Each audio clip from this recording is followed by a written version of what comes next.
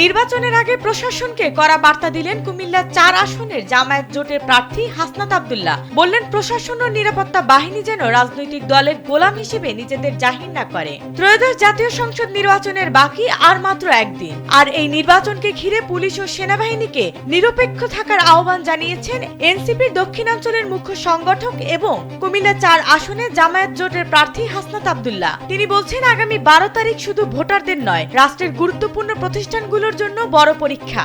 এই পরীক্ষায় তারা মানুষের আস্থা কতটা অর্জন করতে পেরেছে সেটি প্রমাণ হবে।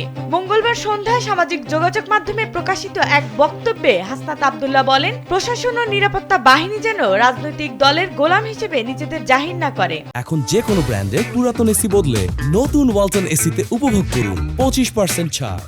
তারা যেন কোনোভাবেই গণতন্ত্র বিরোধী অবস্থানে না যায়। এছাড়াও তিনি আরো বলেন, আপনারা জনতার পক্ষে এবং দেশের স্বার্থে কাজ করবেন। নির্বাচন নিয়ে আপনাদের কাছে দেশের মানুষের অনেক প্রত্যাশা রয়েছে।